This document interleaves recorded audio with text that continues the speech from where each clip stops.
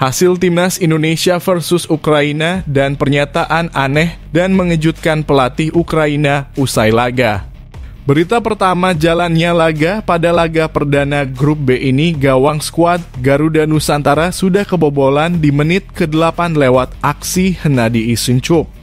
Gol dicetaknya usai menyambut umpan lambung dari Oleksandr Drambayev dari sisi kanan gawang.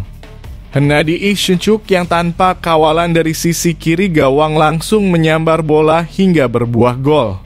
Tentunya Timnas Indonesia U-Strip 20 diharapkan bisa segera mencetak gol balasan. Sejauh ini Timnas Ukraina U23 sendiri tampil dominan hingga terus menggempur gawang skuad Garuda Nusantara.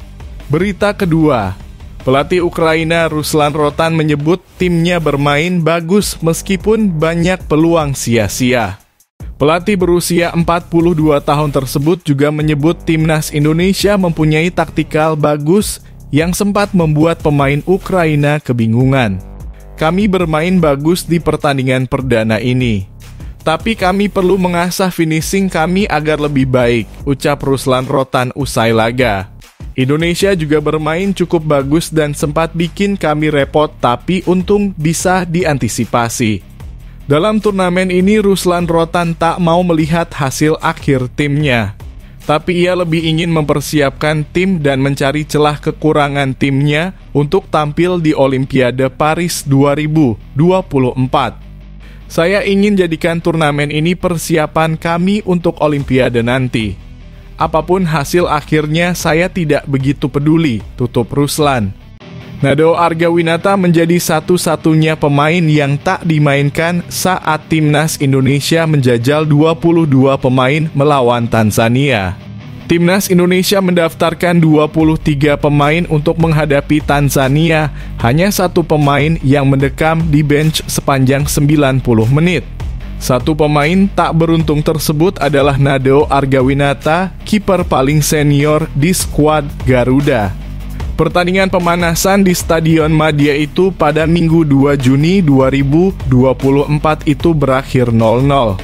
Laga tersebut terbilang minim kualitas lantaran kedua tim menjajal sebanyak mungkin pemain tak mementingkan hasil. Di posisi kiper, Shin Tae-yong memainkan dua kiper secara bergantian pada masing-masing babak. Hernando Ari bermain pada babak pertama, lalu Adi Satrio mendapat giliran pada babak kedua. Dua kiper muda itu bermain cemerlang dengan mementahkan beberapa peluang, termasuk situasi 1 lawan 1. Nadeo yang dipanggil paling belakangan tak pernah keluar dari bangku cadangan mempertegas statusnya sebagai kiper ketiga. Status tersebut bisa lebih buruk andai Maarten Paes sudah tersedia untuk dipanggil bulan ini. Paes merupakan kiper WNI yang bermain di FC Dallas dan tidak diragukan memiliki kualitas di atas penjaga gawang Liga 1. Shin Tae-yong sempat hanya memanggil Hernando dan Adi pada awal pemusatan latihan, kemungkinan untuk menunggu Paes. Setelah kasus Paes dicas tak kunjung menemui lampu hijau, barulah Shin memanggil Nadeo. Hal tersebut merupakan ulangan dari Piala Asia 2023, saat Nadeo hanya dipanggil jika ada kekurangan pemain. Saya nggak fokus untuk siapa yang bermain melawan Vietnam di kualifikasi Piala Dunia, ujar Nadeo.